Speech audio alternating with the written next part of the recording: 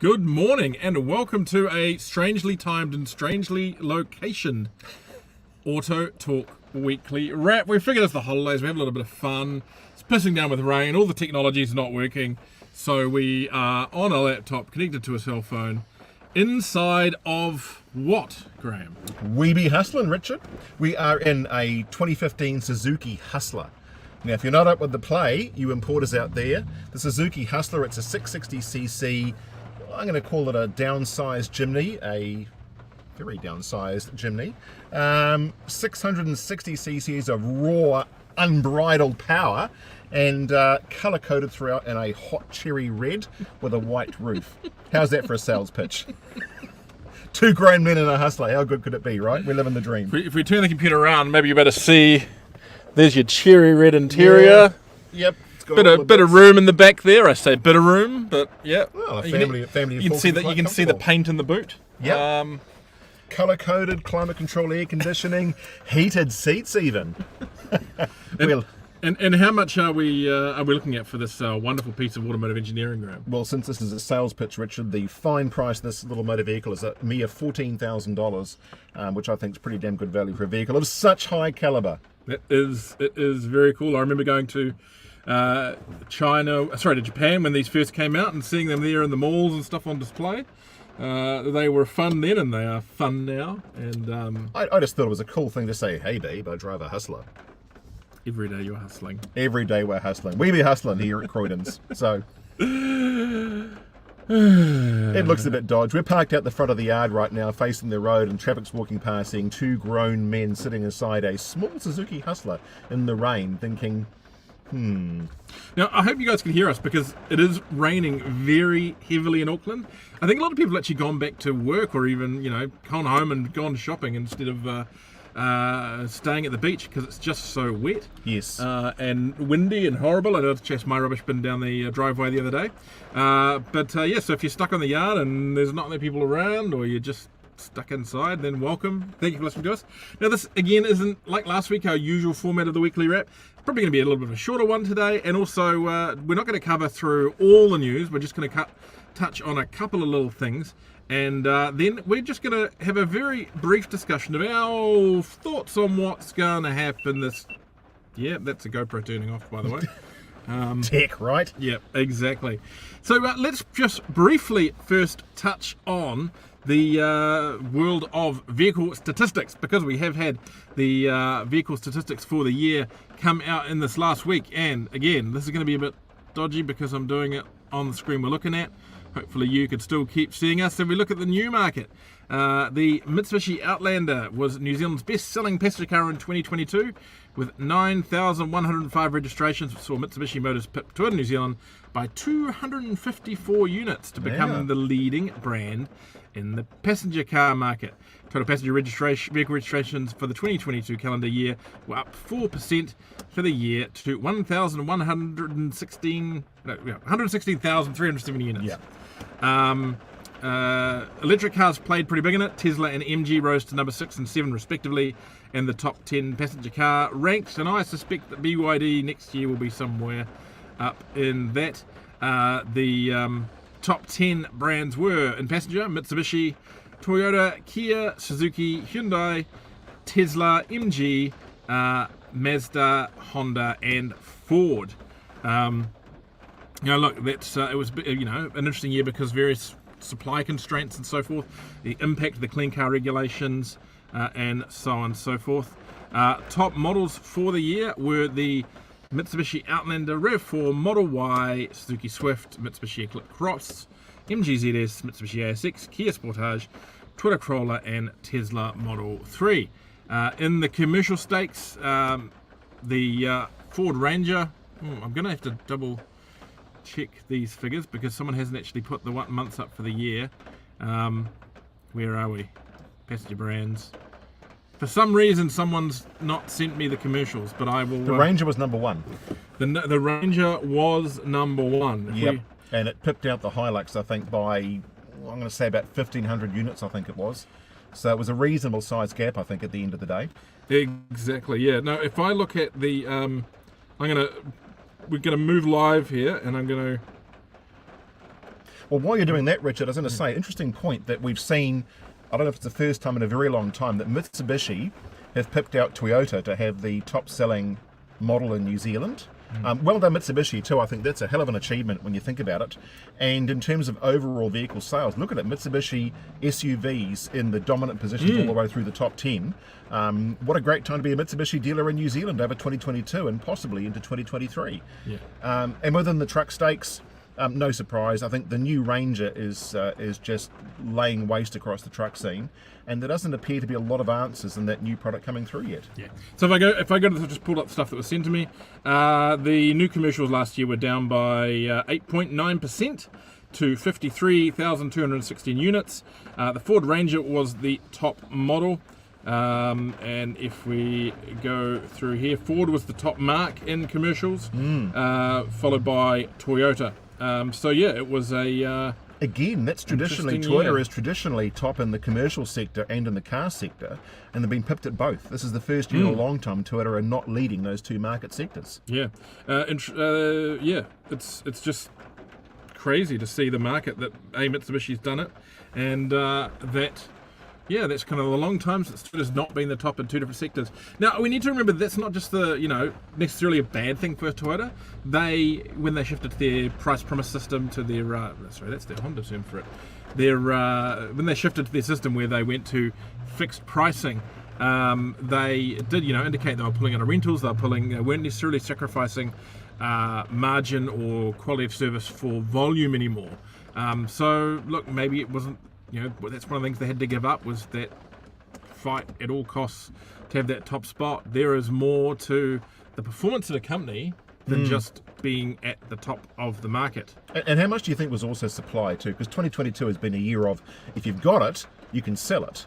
And Toyota, we know, have been hamstrung all through 2022 and possibly 21 by supply constraints from manufacturing. So you take, for example, the Toyota RAV4 Hybrid. My understanding in Australia now is you can't really order the current model. If you go and try now, you're really going to go and end up pre-ordering the next model that we haven't seen yet. Inadvertently, yes, you are. So that's interesting. Now the imports ended the year down 9%, but I think the story's a bit worse than that. Yes. Registration of used import vehicles, passenger cars, ended the year down 9% over 2021, with a massive drop in December. The market for the year totaled 110,757 passenger cars. So that is used cars are now below new cars on the passenger side. Yes. Yep. For December, registrations fell 31% to 6,993, and that's, I think, a couple of months in a row of massive drops. December commercials were down 32% as well. Yeah, we'll talk about more about what we think the future is going to be in the future, but that is that's not promising. Well, that reinforces what we've been saying over this show for the last couple of months, that there's a combination of issues in Japan, but also the New Zealand marketplace as well. We talked about it. We all saw this coming. The trade saw this coming. So the numbers aren't a surprise. It's just it's depressing to see them, but we all knew this was coming. Yeah. So that's some hard numbers to listen to. But I guess we'll see what happens now. There's some manipulation of the market because of clean car. Will that settle down now that everything's in place? The answer, I guess, is yes, but it's going to take a while. Who knows? So that's kind of all the news we're going to cover for this week. Yep. Now, you got a list of your future predictions. I do. Now bring them out so I can take the piss out of them. All right, drum roll, please. Well, actually, I've got a couple of serious predictions, and probably a little bit contentious as well, actually. And in no particular order. The first one was around VIA, so the Vehicle Import Association. I think we'll obviously see a changing of the guard this year at some stage. David signalled his intention to retire, and I think we'll see that in 2023. That'll be the year that'll take place. But I think for VIA, there's a very difficult crossroad point, whether it's going to see itself as a government advocacy organisation effectively helping assist and implement government policy, or whether it's going to steer left and become more of the agitating lobbying organisation it used to be. And I've made no secret. So sorry, are you specifically using the term left? Shall we say a difference in the road, Richard, given my political leanings. But I think VIA has a difficult pathway now as to whether it's going to become a bit more controversial in its stance it takes on behalf of the industry versus versus government, and I'm not meaning that in a negative sense either, but I think it has some hard questions to ask of its board and then further forward to its members about what it actually represents going forward in lobbying. And that'll be the pick of the new chief executive will be the standpoint for that decision. Which way is it going to go? Because it needs to decide. The next one that I thought was reasonably contentious, actually, we're going to assume there's a government change in November. All bets are off at this stage. It's only January, looking at an election, we guess, in November. But let's assume that the polls are correct and it's a National ACT coalition. My prediction is that National will continue with its stance to keep the CCS in place. It might have a fiddle with CCD, but it'll leave it to the support partner for ACT to be the bad guy and make the dissolution of CCS or modification of CCS a coalition promise, so that National can effectively retain its stance that it's a party looking towards the greener side of emissions and therefore not disappointing some of its constituents, and leave it to, as always, the coalition partners can be the ones that put the really hard-edged policies in place and say, look, it wasn't us, we're the main party, it was our nasty coalition partner, we had to do it, and that may be a coalition promise that ACT brings to the table. Now, I think you mean that they'll dissolve the CCD, not the CCS. Well, no, I think CCS is the one that's probably got further reaching consequences. If you look at the stance from the various parties, National has made it clear that the CCD is up for grabs, but CCS remains in place. I don't think that's been fully thought through, and I think ACT probably has a greater handle on the long-term consequences of CCS versus CCD. I know that's a lot of acronyms thrown in at once. My hearing from the Beltway is the chance of the CCS going away is slim, and while National is saying they'll put away the CCD, yeah, they're right, they won't do it themselves. No, they won't. No. That's what a coalition partner's for. In no particular order, next year's market, I think that the Ranger will continue to dominate the commercial sector, and it'll do it in the similar numbers we're seeing now, and that's with CCS or no CCS. That market, I believe, is not quite recession-proof, but there's a large sector of the society going into next year, this year, that's not going to be affected by a recession. But is it interest rate proof? Well, how many Rangers are bought on tick? A lot. How many Rangers are bought on tick by companies that can't afford to pay the tick if rates go up?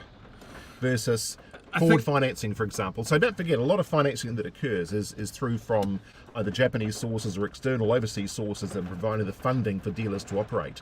Do we think we will see more favourable market terms, and I'm talking finance terms, offered through the new franchises to clients based on overseas provisioning of funds? Well, arguably the rates already coming through are rising. And I would speak if a vehicle in that segment is actually the opposite of recession-proof, it's the Ranger, because so much of their volume was pushed through smaller operators, smaller tradies, smaller user choosers who were going and buying a Ranger and slapping bull bars and a wrap on it, as opposed to, say, the Mitsubishi Triton or the Nissan Navara, which were a lot of fleets buying it because it was arguably the more affordable package and the better TCO package. Yes. I would argue they're okay. I think we will see a dip in demand for Ranger, though luckily I think Ford only has a certain number to get out there anyway. Well, that's right. Now the caveat on that being is that we have long heard there is a plug-in hybrid Ranger in the works. If that comes, totally different situation, because there are government departments and companies that contract to the government absolutely gagging for any ute with a plug. We've seen that LDV, I think one of the big contractor companies has put on a whole pile of LDV ET60s for trial. It'd be interesting to see how they go. But I suspect if a plug-in hybrid Ranger turned up, or a plug-in hybrid or hybrid Hilux or something like that, then that brand you'd just want to buy shares and lay waste. Lay commercial waste. They will just take a proportion of the market that no one's ever conceived of before. Correct. So I'm sure there's a bit of a race to for someone to get something in that space. Right, any more? Yeah, two quick ones. Number 4, import market, room for a tough run. It's going to suck. I think that the numbers are going to stabilise into similar ones that we've seen through the fourth quarter of 2022. It's tough. It's tough buying in Japan. The conditions there really haven't changed that much. Our market here in New Zealand, as we know, is toughened up. It's hard to get finance now. So a lot of those finance customers we're talking about, there's the lower end, they've vanished. They either can't get finance because of interest rates, or the interest rates on their mortgages or their personal loans. And I think the industry is going to have a big, long, hard look at what tools it needs to accommodate this, whether it's logistics and shipping, whether it's some of the compliance chain. All these businesses that rely upon volume are going to have a really serious look at what they're going to need to do to keep 2023 supported, but at a lower business level. Any argument with that? No, not at all. I think that's something I'll talk on as well. And what's your last one here? I was going to say, although it's a tough year, I think it's going to be a two-speed economy. So you were talking about recession here, but New Zealand is also remarkably resilient, and we're going to see, particularly I think the South Island, there'll be a much lesser effect of financial constraints in the marketplace. A lot more old money, a lot of established businesses, agriculture, forestry, tourism, things that are going on that are virtually recession proof. And I think the main suffrage, if you like, will be the likes of Auckland, possibly Wellington, although it tends to be beltway fed rather than I suppose consumer fed. But Auckland's probably going to bear the brunt of this. But you'll see this two-speed effect where half of the country is probably going to do okay. And it might even do better if the agricultural sector, forestry sector, tourism start to crank back up again, if that can get back into gear. My big prediction for the next year is not so much the recession hitting people; it's mortgage interest rates, and I think that's what's going to pass through to the car industry more than anything else. Yes. And I think that is both a blessing and a curse. I don't think either side of the market, new or used, is going to do the volume that it's done in recent years. I think the used is going to be hit harder than the new car market. The new car market is pretty well set up for the volumes that they'll be doing. About what we're doing now. I think profit margins are going to be higher, and I think particularly in F&I, you've probably been able to take the foot off the gas a little bit in recent years in regards to F&I training, F&I resources on site. We've seen, I think we saw in like 1 month or in 1 quarter, the number of applications for vehicle finance in a declining market go up by 40%. That's massive in one quarter.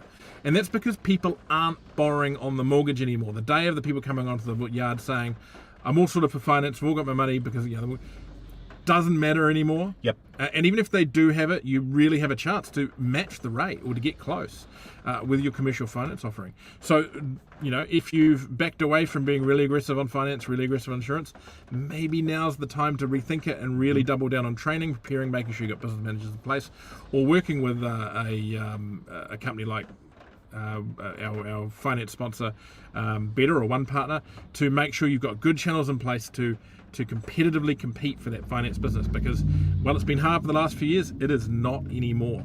Getting the finance might be a little bit harder, but even then, I think finance companies and business managers are learning their way more around triple CFA than they used to. Yeah. I think the public are more aware of it as well and are preparing to make these purchases, things like they're being advised when they go for a mortgage to do clean spending. I think that's something that people are getting more aware of as well. So that's that I think is part of that. I think we will see a lot more electrification and hybrid products in the new car market, and those vehicles, when they launch, will do very well. On the used car market, I think we are going to enter a period of definitely lower volume. But I do think there is that potential to draw back, claw back some of that lost volume on margin. We're already seeing that in that, again, finance and insurance space. I also think the used car market could play a role, and this is where people, I think, need to be a little bit cleverer than just basically taking whatever volume $6,000 cars they can stock the yard with. Where are those? Well, exactly. And potentially the used car market can play a role in filling the gaps that the new car market can't. Particularly with hybrids, plug-in hybrids, probably less so electric cars, but certainly that middle ground stuff. I think a lot of the new car distributors in New Zealand are going to jump pretty much from, if they've got non-hybrids, plug-in hybrids now, they might have some hybrids, plug-in hybrids coming, but if they can get electric, they will just throw their resources over that side, because there's money to gain from the subsidies, and that seems to be where the fleet markets and so forth are going. So in some of those cases, there's going to be big swathes of the market where there will be cars with no new hybrid options necessarily. And the used car market could be in a really good place to source that. Things like hybrid Mazda 3s, all those kind of things that are there, they're coming through, but maybe not necessarily the volumes that we want. hybrid Toyotas and so forth, later model stuff that people would love to buy from the new car market. They can't.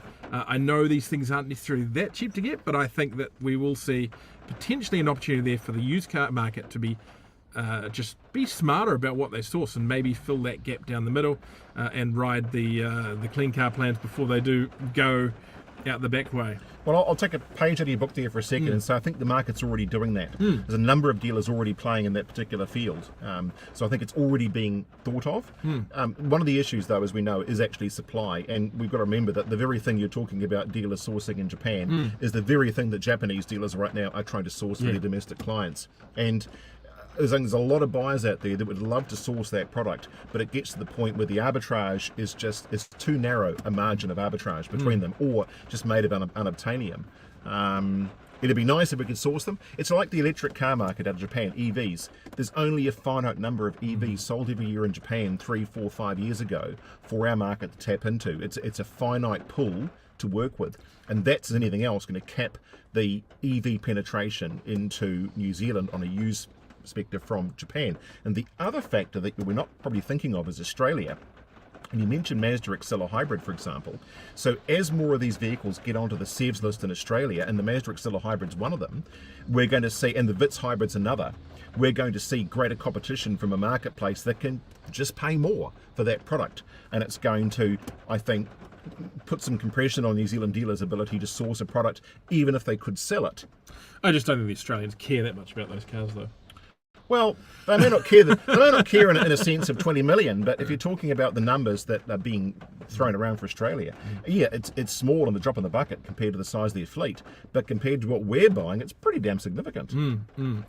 So that's kind of my prediction on volume and where the markets can go.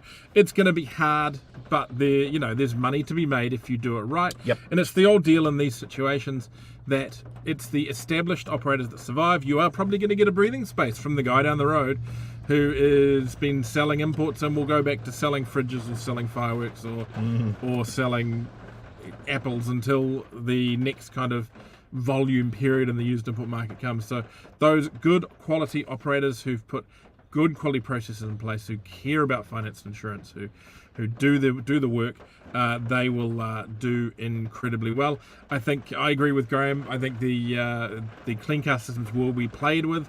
I don't necessarily think that either of them are entirely going away. I think they will be watered down potentially, but I don't think they're going away. Simply because, these parties, whether they like them or not locally, they want to play with the big boys when it comes to diplomacy, when it comes to on the international stage. And you need to have stuff like that in place these days to do that. So it's very rare that these things will get pulled back once they are there. So yeah, it's... I think we are stuck with that to an extent. I think we will learn the system more. I think we're going to see some gaming of the system a little bit. Yeah.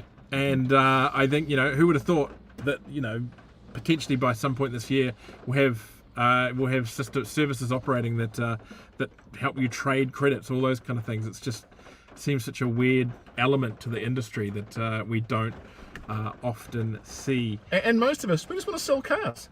And it's cool. We just want to sell cars, but now we've got to be carbon traders as well. Add that to a growing list of things that dealers actually need to be. Yeah. I'll tell you what, here's an advantage though, is if you are watching this show, that means you're already attuned towards the industry and looking at new trends, new ideas, and so we're going to be with you for this ride into 2023 with the best intel on what's going on the ground in New Zealand, I would argue. So if you're a successful business now, which therefore you're watching our show, you can be even more successful in 23 because you watch us and we give you all the hot tips, right, Richard? Exactly. Now, the other stuff I think is going to happen, I think it's been coming for a long time, and people said, it won't happen, or it's got too far, is that I think we're going to see a lot of disruption in the finance space, particularly at the lower end of the market. So when I went to AADA last year, we saw a lot of the buy now, pay later services sniffing around the automotive market. So potentially at the lower end of the market, you could see basically you walk in, next to no credit check, broken up into a few payments options for cars coming through. They will be interesting and very delicate because they are controversial, and whether the deals can be put together, I do not know. How they work under CFA could be interesting as well. So that is one thing I think that's going to come. I also think that while it's been talked about for a long time and dabbled with, I think the vehicles as a service, the subscription services are going to play a part in the market, and also social leasing and social subscriptions for vehicles, I think, are going to play a role, because finance at the bottom end of the market has become incredibly regulated in recent years, and there's been trials both in Auckland and Wellington around the leasing of cars to lower income families, and it's actually been incredibly successful from what I've seen, or the notes I've seen around it. And I know more and more companies, including new vehicle brands that are, or new vehicle dealers that are taking serious looks at whether they can access a whole new market of money by putting electric vehicles or hybrid vehicles into social leasing. Yeah, that's something that that is going to be interesting. Some of these smart developments that are coming around, it's going to be fun. I think we're going to see some more challenges around technology in vehicles, the connectivity of vehicles, and things like cell phone, mobile data connected infotainment systems and safety systems. Those issues are going to start raising their heads again. We've been a couple of years without something around that, where we had the issue with the vehicle to infrastructure equipment in some Toyotas. This stuff is going to start raising its head more and more, and is, I think, the next big technical challenge for particularly the import market. So it will be interesting to see what comes from there. And the next thing I see for the future is what I've been rabbiting on about for ages, and more our future, and that is continuing development for dealers. I have had some great meetings in Wellington recently, and continued on with our work around what we started with many years ago with AutoTalk Digital Dealer, and now with AutoTalk Live. I passionately believe that the dealer market needs to keep educating itself, needs to keep working together for better systems, better structures, better learning, and I think you're going to see a lot more of that this year, because it's going to be coming from me and from and from AutoTalk. So that is what will be part of our big push this, and I think it's really important to the industry as well. And the other thing that's going to come from us, and Graham and I have discussed this a little bit, but I'm just going to step out and push on it. I'm working on a few other little newsy things about the automotive industry as a broader thing, the automotive, the fun around automotive. We've got a lot of content planned on automotive. Yep. If you guys have looked at EVs and Beyond, our other product, and some of the videos we've done with that, we've had a play around there with doing some road trips and stuff in EVs. We're going to expand that way out. I want to celebrate cars in New Zealand, be it new, be it used. I think you guys might find some of it interesting. So we'll be doing more of that, and that's going to be a lot of fun for us, and hopefully some fun for you guys to watch. Because you've got two guys here. Like, I have petrol that pours out of my veins. If you cut me, I just got petrol that pours out. And this guy over here, if you cut him, he'll shock you, because he's got electricity running through. So it's as if a yin and a yang. I like petrol too. we celebrate all things automotive. We really do. So we're going to go beyond just industry content and maybe do a little bit of fun stuff for you guys to watch. I'm sure you'll find it interesting. But that's the start of 2023 for the AutoTalk Weekly Wrap and AutoTalk Live. Hope you're looking forward to the rest of this year, Graham. Actually, I am. Yeah, there's a lot of challenges, absolutely. But that's the mark of resilience, I think. And this is not just sort of a twee thing to say. The resilient dealers, the people that are prepared to sort of put their feet on the ground and find ways through things, will do all right and might actually do well. If you're just going to stare at your boots in the ground and say, woe is me, well, you're in for a pretty shitty 2023, and good luck to you, Pull yourself up by your own bootstraps, get some really good training, some really good advice, get good people on board with you, look after your staff, and you're going to have an okay year. I'm not going to say a great year, but a better year than if you sit there and let it suck. But don't compete at auction with hustlers with Graham. No, I own the hustler market. As of about 5 minutes ago, I own all the hustlers. Hustlers are mine. And with that, we'll see everyone later.